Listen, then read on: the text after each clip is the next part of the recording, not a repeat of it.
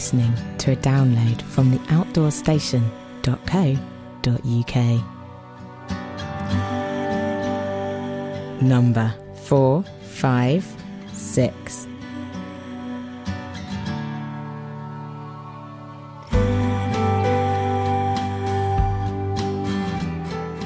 Hello and welcome back once again to the Outdoors Station.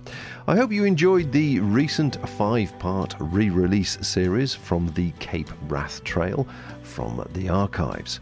As you can hear, this flu has finally left the building and I'm back on track with this lovely interview with two Bog Beauties, Lisa Trollope and Libby Kerr, who in July 2017 set off to attempt the complete Munro round of 282 mountains over 3,000 feet in Bonnie, Scotland, all in record time.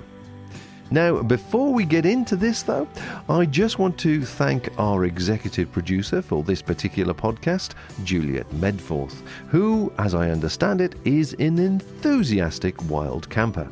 Juliet has made a donation towards our running costs for the podcast, and our little way of saying thank you is to immortalise her within these digital walls. And of course, if you ever want to support the Outdoor Station at any time in such a similar way, you can find the details over on theoutdoorstation.co.uk. But let's get back to the Bog Beauties. Now, I hasten to say that is their name, not mine, and it refers to their fell running team name. Their website is beautiesandthebog.com, and their lovely catchline is a team of fell running women with a love of boggy adventures. You have been warned.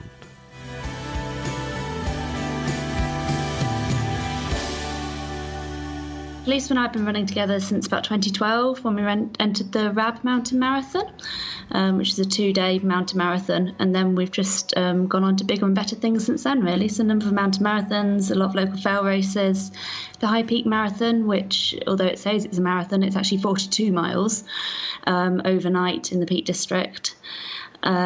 We've ran Hadrian's Wall over 3 days, self-supported. And then we thought we'd have a crack at the Munros. And you did this now in July of last year? Yeah, it started on the 3rd of July 2017. Was there any particular reason that you chose July rather than May or later on in the year? I think if we'd had a pick of any months, we'd probably have gone for May, June, July, just because the weather's generally a bit better then and there's a lot less midges. But you're past the time of the year hopefully past the time of the year when there's likely to be snow still on the ground. But my work's very seasonal, and I was asking for 3 months leave to do this. And unfortunately, May and June is one of our busy times of year. So July was sort of the first opportunity I could escape, which is why we went for July, August, and a bit of September. So give the listeners then a breakdown of your criteria for yourself to be self-supported, and were you going for a time, or what was the actual reason you sort of started this project as a whole?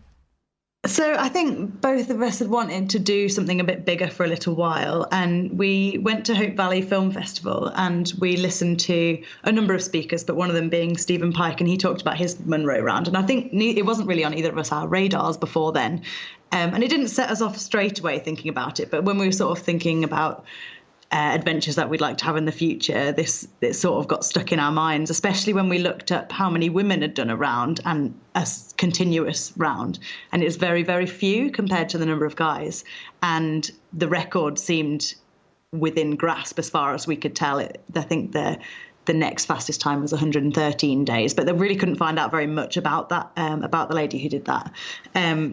So we started planning, and then my postdoc contract was coming up to an end, and Libby managed to get some time off work, and we thought, actually this might go. We might actually be able to pull this off. So we started putting a bit more thought into it. So the plan was to do all of the Munros in Scotland. So that's all the mountains over 3,000 feet. There's a big list of them, which is now kept by the Scottish Mountaineering Council, and to cycle between them and then kayak any any masses of water.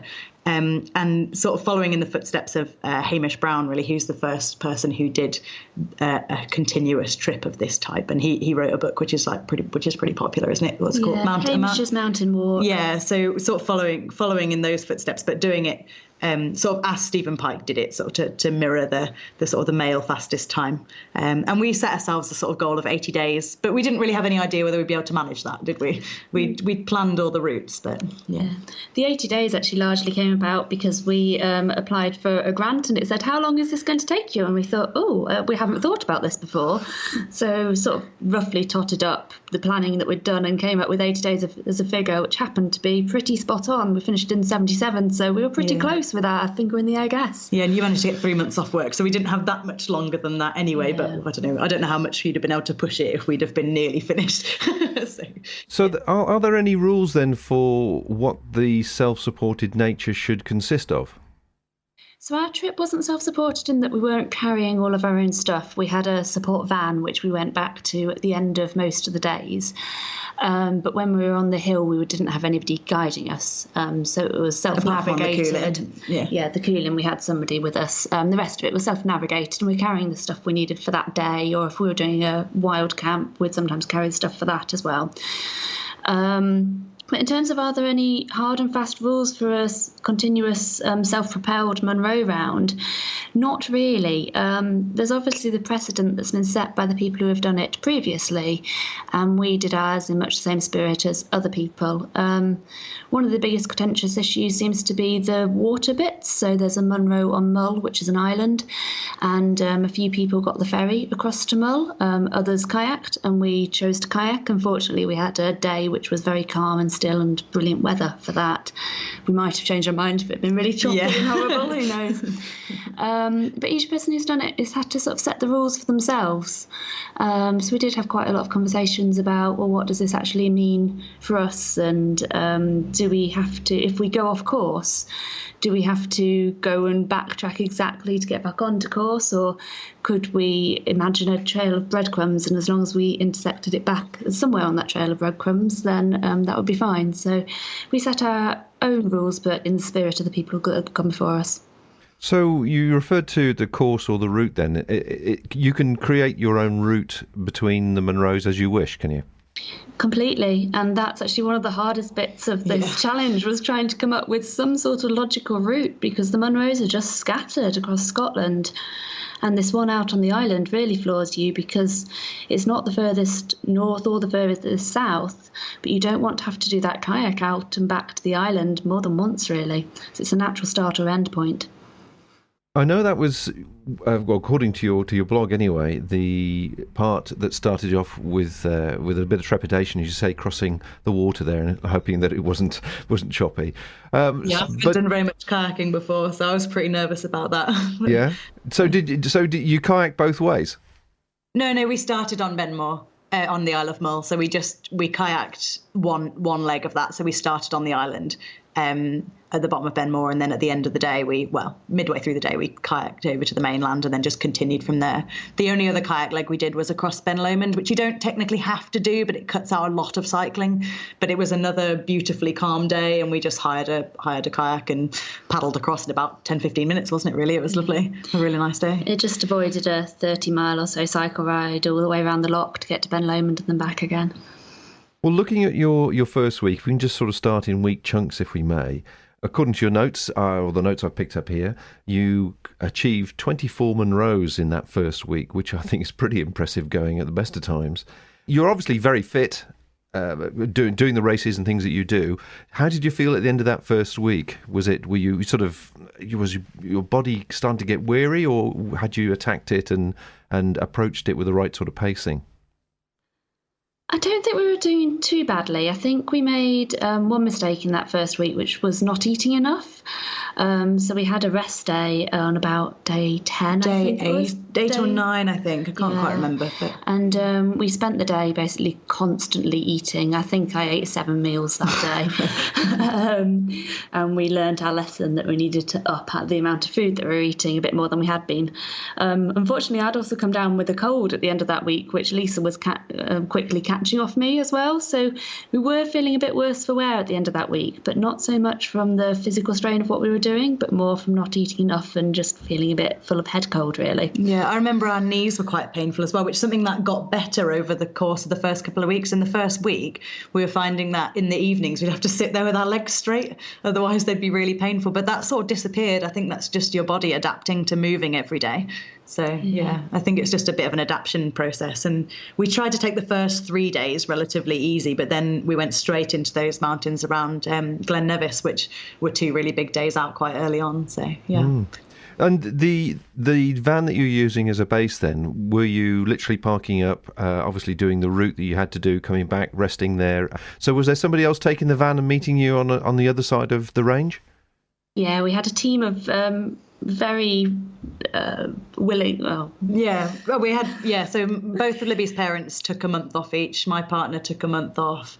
One of your friends came for a week, and my parents came for a week. So between them, they sort of juggled their support shifts between them, but they were absolutely great. I mean, we couldn't have done it without them, because doing linear routes makes such a difference. Cutting off distance, obviously trying to move between the mountain ranges, you don't want to have to start where you finish where you started. So yeah, it was great to have them, and they also picked up bits of shopping for us, and and on their days off, I suppose. So sometimes they came out for walks with us, but not so much. Yeah, I was going to say, I know what it's like when you start doing something like this, particularly in Scotland and attacking the Munros, and I should imagine the shopping bill suddenly started getting bigger and bigger each week. Yeah. Yeah. Got some pretty funny photos of our shopping trolleys from some of our supermarket trips, which were just piled high with cereal bars. And I never want to see another cereal bar in my life. No, actually, that's not true. I can still eat cereal bars, but we ate an awful lot of them on that trip. So the first few weeks then, how was the weather in that, finest part of the year, really? Was it pretty good for you on the whole? It was, yeah. Those first couple of weeks, at least, we had some beautiful sunny days, especially the second and third day were lovely. The second day was probably one of my favourite days of the trip, just because the weather was glorious. We were on Skirnan Correchin and Skirthul, which I'm probably pronouncing terribly. We never really did get the hang of the Gaelic, but you could just see for miles. The views were amazing, and we were in T-shirts, which became a rarity throughout the rest of the trip. We had some days of quite thick clag and fog where you didn't really have the views, but we didn't have too much rain in that first week. Yeah, it was. I think July was quite nice, really, and then it was really the second half of the trip where it got really, really wet. So, yeah, we had a lot of really nice days in July.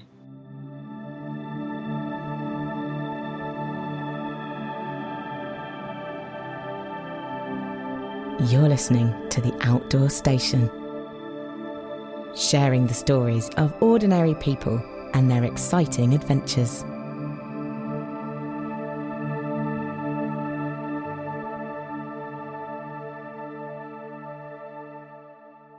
Well, there's 280 odd Munros in the round, and by the end of the second week, you'd achieved 50 of them. How are you feeling at that stage?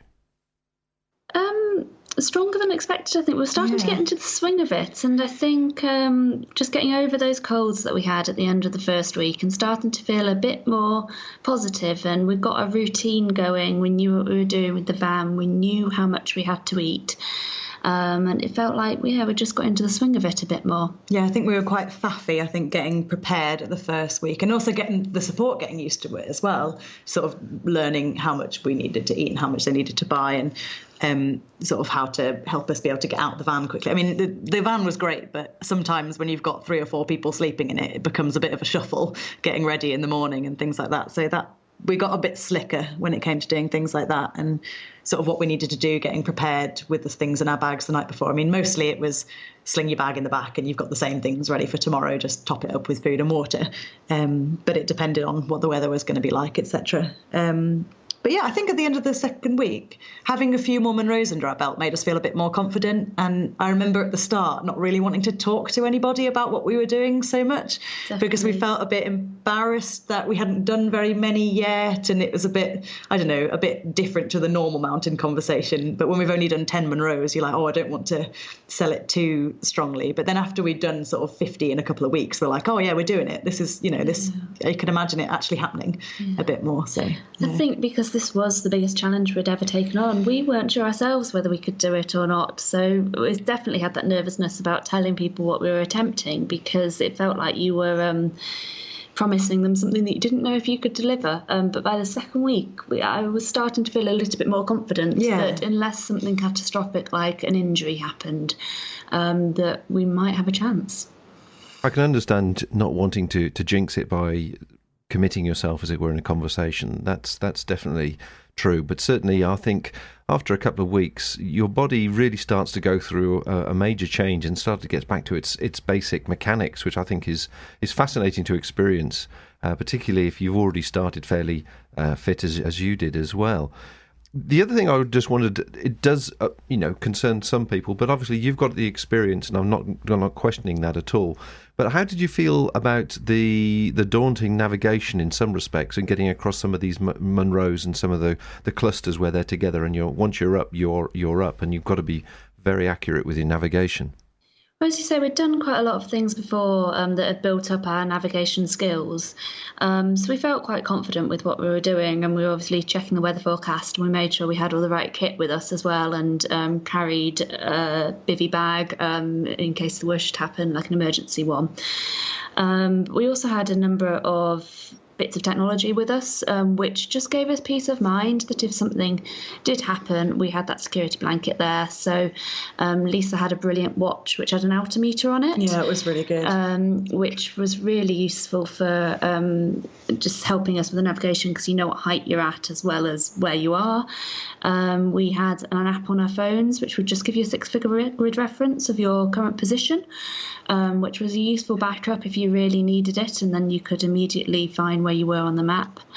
And we also had a spot tracker with us, which was a GPS tracker, not a GPS navigation unit. It didn't tell us where to go, but it did link to a website which showed anybody who wanted to go onto the internet where we were, and also had an emergency help button on it should the worst happen. So we could either contact our support crew driving the van, or we could contact Mountain Rescue directly using that.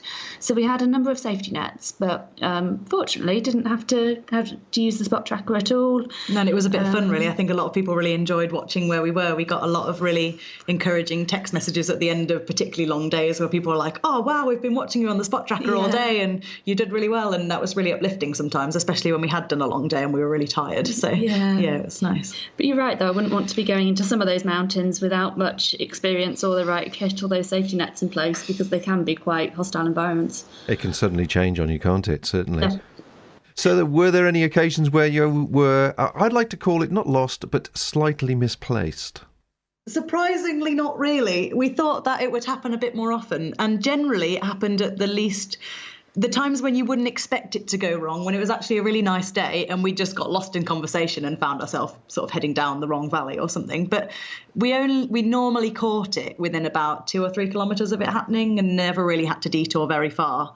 But that happened, 2 or 3 times, I think? Yeah. Really not much, but we generally had an eye on it quite closely, because I think we were quite worried about missing a Munro, because what would be worse than doing it and then being like, oh, we didn't actually get to the top of that one. So we were really careful a lot of the time.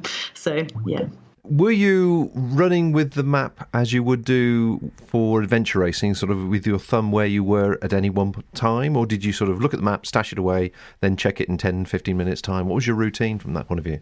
We never put it away, really, did we? No, we just had it out, yeah. And we had a sort of combination of the waterproof Harvey's maps, which are great. And then we had a lot of the OS maps, which we had in just map cases. And we got quite a few map cases, didn't we? to keep them dry. We did a good job of destroying both map cases and maps. Yeah. They both took a battering. Yeah. While you're actually on the tops, I noticed in some of the videos that you were attending to your social media.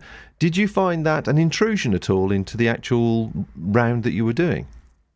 Mostly it was really nice, actually, because we got a lot of really positive and supportive comments. Occasionally it was a little bit frustrating that we'd got signal and then we'd have to do a little WhatsApp, Twitter session. But generally it just generated a lot of support, which we found really kept us going. So, yeah. It was quite funny that we often didn't get signal overnight because we were down in the valley. So it was only on the top of the Munros that you got signal. But obviously the wind was really bad at the top, so you didn't want to stop. So we were joking a lot that if one of us got injured on the round, it would be because we'd tripped over a rock while we were trying to send a tweet or something like that. Now, did you meet many people as you were doing this? Did you have time for a conversation with them? We met quite a few people out on the hills, which some of them I was surprised at. I mean, obviously you expect to meet people on Ben Lomond and Ben Nevis. But the weekends mostly, wasn't it? Yeah, even some of the more remote ones we saw people, and then others where you're expecting to, we had the whole mountain to ourselves. And we'd stop and say hello and exchange some pleasantries, but I did find it odd to try and weave what we were doing into conversation. It didn't feel natural, so we didn't tell many people about it that we met on the hill.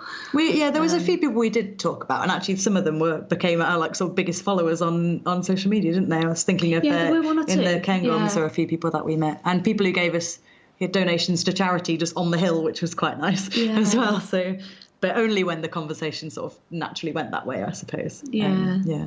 One person I know that you did speak with, which I'm fascinated to know more about in many respects, is Kathleen Murgatroyd, who I understand was the first woman to have ever done the round. Yeah, she was it. I can't remember what year she did it in. It was the 80s? 1980 something, early 80s. Yeah, so she was the first lady to do it, and she did it solo, and the second person, she did it solo on a folding bike. I mean, it's amazing what she did, really. And she did it starting quite early in the year. So she was telling us about battling with snow drifts and using ice axes and all sorts of things. We had it a lot easier with our much more lightweight kit hauling around. But we went to go and see her where she lives after our second week, I think, and had a lovely evening chatting to her about our plans and how things were different when she did it. And she's been just wonderfully supportive through the whole thing, really, and full of loads of really useful advice. And it was lovely to meet her. She's such a kind and inspiring lady. And what sort of came from that conversation? What struck you as being so different? Well, probably technology-wise or equipment-wise, really. Well, I know back in the 80s, things were slightly heavier as regards equipment. Yeah, definitely the technology, which I'd probably expected a bit more. But even there were some things I hadn't thought about, like the food that we were carrying. You can go into a supermarket these days and there's a wealth of pre-packaged food designed to be eaten on the go. Whereas the food that she was taking out with her was a lot of tinned food, because that was the only food you could get in those days, which lasted for the amount of time she needed it to and was transportable. Food wasn't designed to be eaten on the go. So that was amazing to think about, and made me feel very grateful for the time that we were doing this in, and we didn't have as many challenges as she did. She showed us photos of her tent, which was a very heavy looking canvas thick tent.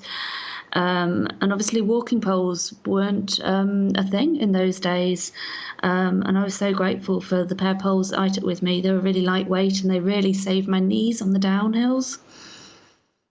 Certainly, that's struck me from some of the video clips that I've watched, that you were both using poles, which is good to see. I think they're a very practical extension for any type of outdoor activity.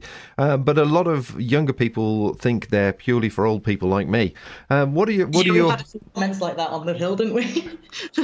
What are you doing with poles? You're in your 20s. Yeah. So what are your thoughts, having used them now for 80 days continuously, virtually? They're great. Yeah, love them. Yeah, anything long or particularly hilly. Not for sort of short, fast runs. I wouldn't take them on anymore, but we were mostly walking in the end. But I think if we ever did, long ultras with hills in, I think I'd take them. Yeah, especially the stashable ones. I think for anything where you're going to be out for day after day after day, they really make a difference, because you just can't afford to get injured, and it just saves your energy levels as well. It takes it away from your legs and puts a bit more through your arms. It's quite funny, actually. We've got a photo of us at the start, just doing a bicep photo, and another one at the end, and our arms have got noticeably bigger and more muscular by the end of the trip, and I think that just shows how much strain the poles do take off your legs, and just saved your knees so much on the descents as well. I think we would have been a lot more risk of injury if we hadn't had them with us. It's so useful for testing the depth of bogs and crossing streams and all sorts of things. Although that said, we did have quite a few incidents with poles where we managed to trip ourselves up with them, trip each other up with them, stab each other's feet with them. Yeah. To be used with caution sometimes. Talking about your levels of fitness, you must have, or your friends and family must have noticed a significant difference in you when they joined you for a walk on your first few Munros, as it were, if they were at that time. And then when they joined you sort of towards the end, you must have been steaming up these Munros and leaving them in their wake. I think we were walking pretty quickly, yeah. But I think most of the people who joined us could manage it for, a couple of days. I think it was more when people tried to join us for lots of days on the trot, they noticed that we'd got fitter, our sort of resilience each day had got, we didn't really slow down even when we'd done sort of 25-mile day the day before. Yeah, I don't know if anyone particularly noticed the difference between the start and the end, but we were going pretty fast. I mean, we say that we walked it all, but we did do it in a very much a running style. We didn't stop for anything really. We just kept going.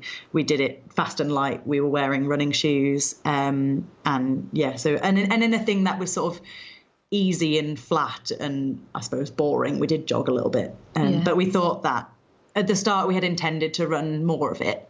But when we realised just how rocky the ground is, even when it's flat, there's a lot of really steep up, a lot of really steep down. And we thought that if we weren't saving that much time by running the bits that we were running. So we thought it's easier just to get into your one speed mindset and just like go at that speed. So, yeah. And again, decreases your risk of injury if you're walking rather than running. Two things which I know this time of year can be an absolute nightmare. And I'm surprised there was hardly any mention of it at all on your blog.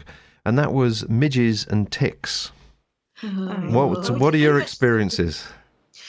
The midges, I think at the start we were like, oh, they're not as bad as you think. And then we had a few mornings where they were seriously awful. And being in the van was pretty good. I think if we'd have been camping more, that would have been much worse. And the van provides a really nice physical barrier to the midges. And we got a really good system of being able to kill them in the van. So they tended to go to the lights. So we used the Avon Skin So Soft stuff around the lights. And they tended to go there and then die.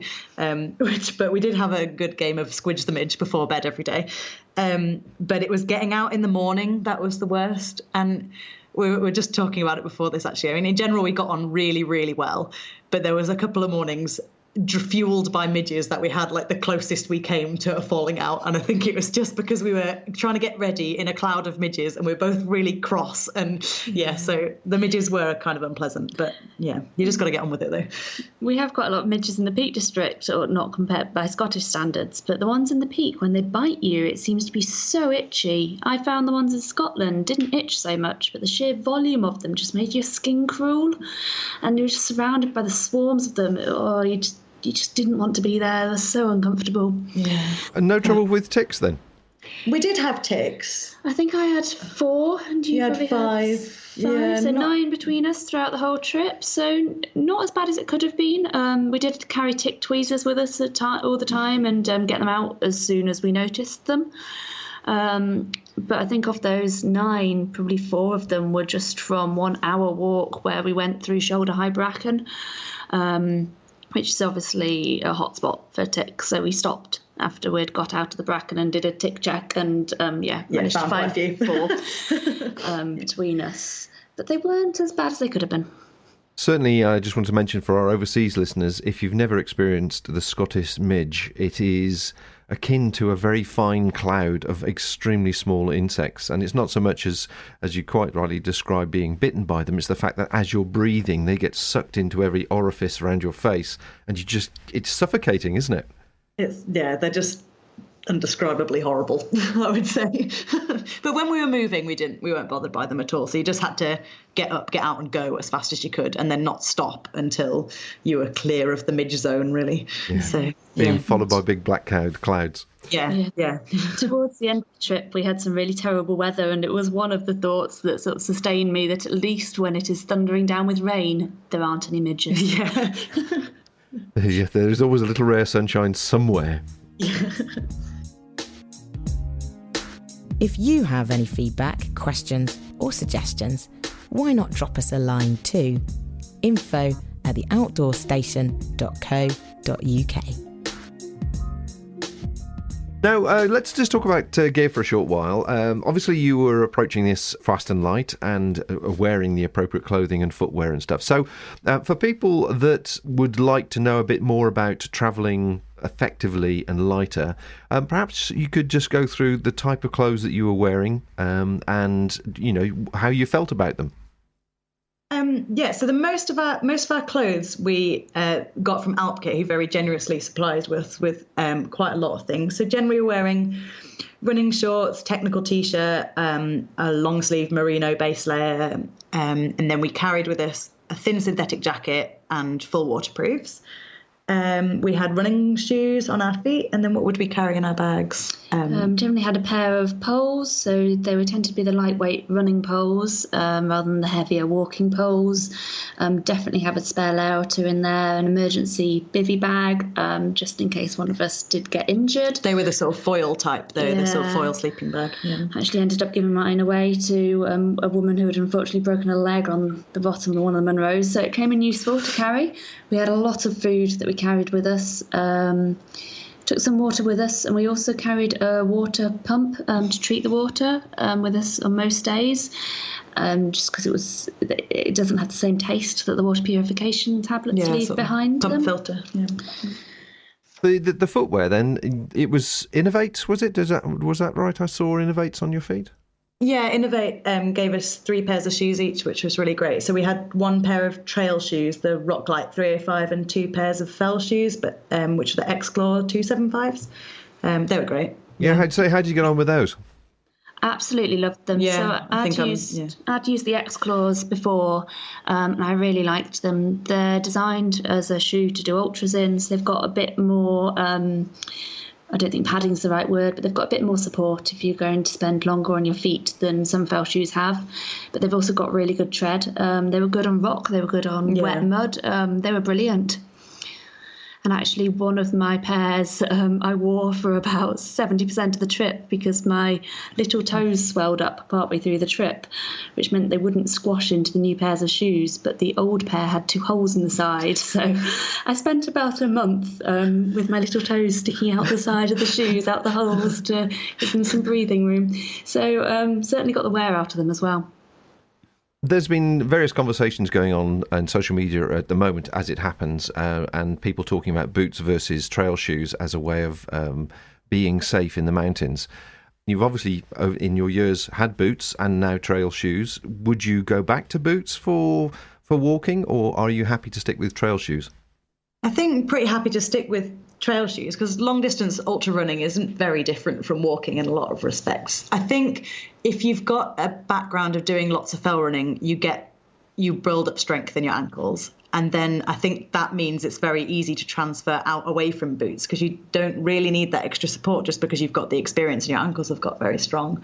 For me now, I find boots sort of heavy and clumpy. I did wear them for a few trips on the round where we wore them when we had to do any bits of scrambling. I think I wore them for the Falcon Ridge and then on the Coolin and then maybe one other day.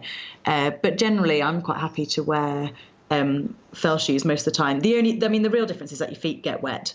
But when you're likely to go in over the top of your boot anyway, into puddles or bogs or whatever, then I guess you're carrying lots of extra water around if you wear boots. But I think that's possibly, it's personal preference. I much prefer these shoes now.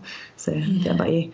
I think I'm a fan of the trail shoes as well. It would depend a bit what I was doing. If I was going to do a walk, which was predominantly on very rough rock, like the Coolin, the Gabbro rock is very hard on thin, more lightweight materials. I might consider wearing boots. Or if I wanted to try and keep dry feet, but generally I'm a fan of the trail shoes as well. Now, you mentioned the Coolin Ridge several times there, which is on the Isle of Skye, and I'm actually going up to Skye in May this year, not to do the Coolins, but I would be interested in hearing a description from you what it's like to cross the Coolin Ridge, because I've heard so many stories, and I know you had a guide with you and somebody that was doing the safety part with the ropes and so on, but I'd be fascinated to hear your thoughts on the actual ridge itself. Oh, it's amazing. I think we were both a little bit scared of it beforehand, just because it does have a bit of a reputation, and we had planned to do it in one go just because it looked like there was a small weather window. It was surrounded by a few days of rain, and there was this one break, so we thought we're going to have to do it in one go, which made it a very long day for us. We were out for about 20 hours. We've both got a background in rock climbing, so we didn't find it technically difficult. I know some people who are doing the Munros find it a bit of a stopper because there is some proper rock climbing in it. We didn't struggle with that too much, but the exposure gets tiring. It's never too bad at any one point, but when for 20 hours you're just solely concentrating on where you're putting your feet and just being that bit more careful, you get mentally tired so quickly. But the views from it were absolutely stunning. The whole thing was just really interesting, really, really cool bits of rock. It was a brilliant day out. It's an achievement in itself. I think that's what we felt as well, that it was like a mini achievement within the whole round. So, yeah, it was great. And the guy we had with us, it wasn't an official guide, he's a friend who had done the ridge before, but that was really nice as well because it was somebody we knew and a friendly face to have along. I knew it was tough. I didn't realise it was a good 20-hour walk. If you do it in one go, yeah, it's about that. Silly though, isn't it? You read the record, and now having done it, I'm like, how on earth do they get across it that quickly?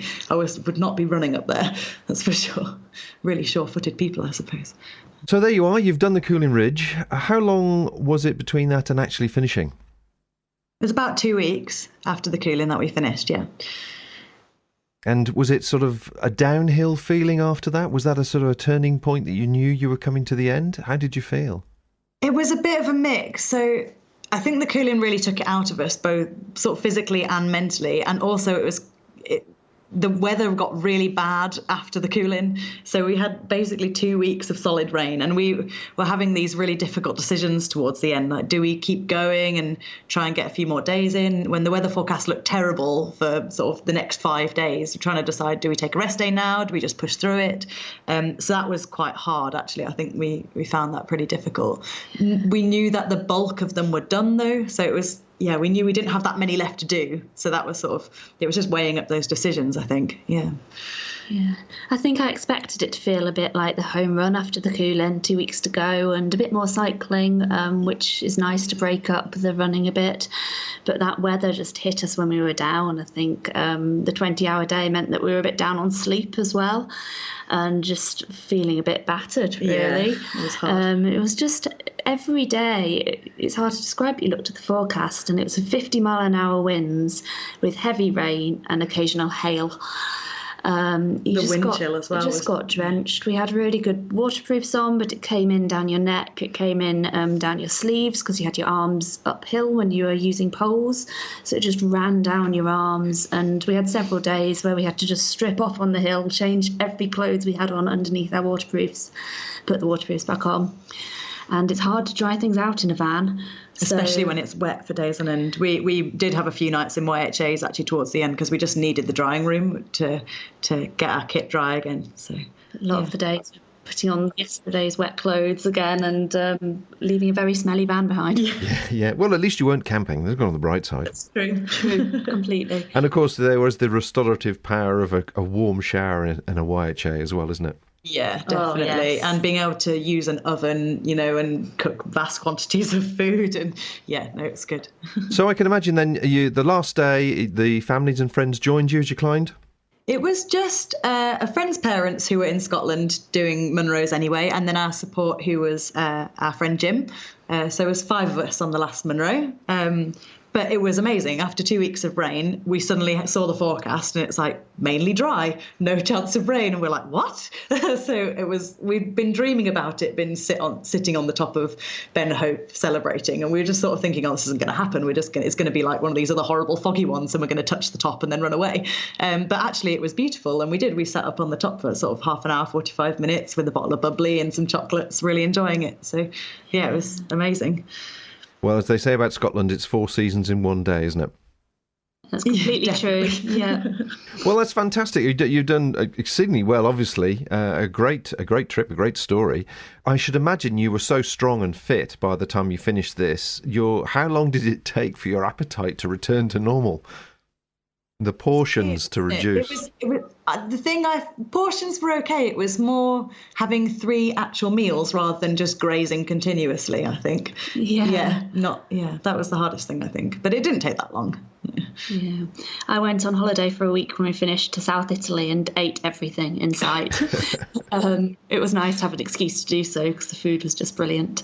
I was helped by going back to work and having that routine to get back into, really change my mindset. And I didn't find it too hard to adapt back to normal levels, actually. And talking about mindset, did you find looking at life was slightly different at all when you were both returned to work after this? Oh,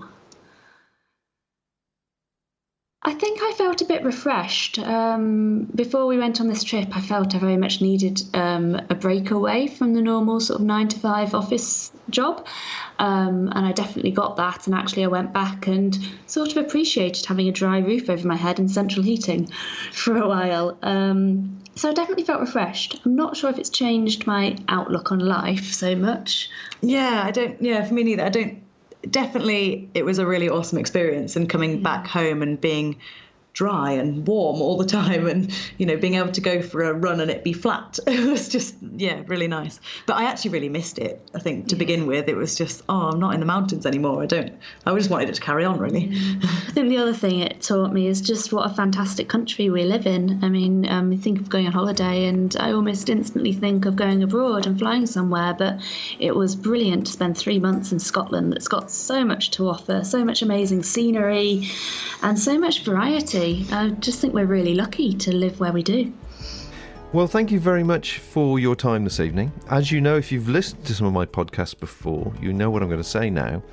Of all the things I could have asked you, what should I have asked you?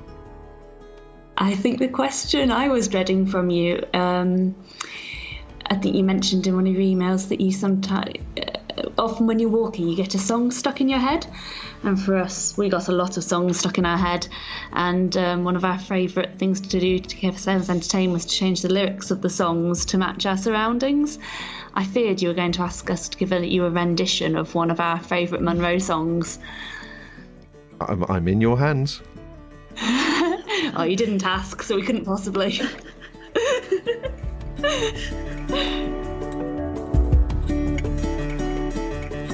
And on that note, see what I did there? Oh well, never mind. We forgot to mention in the process of achieving this particular record, they were also raising money for several charities: WaterAid, Parkinson's UK and Lockerbrook Farm Outdoor Centre. Their Just Giving page is still open, so if you've enjoyed this podcast and would like to reward them for their efforts, do pop along to justgiving.com/teams/Munros 2017.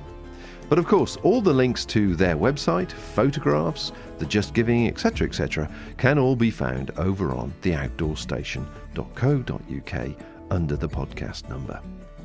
Now, that just remains for me to thank the Bog Beauties, Lisa Trollope and Libby Kerr once again, and of course our special executive producer, Juliet Medforth, who no doubt is inspired by these like-minded, inspirational women who like boggy adventures. Until next time, folks, bye for now. Thank you for listening to this podcast. To hear or see more from our extensive free library, please visit theoutdoorstation.co.uk.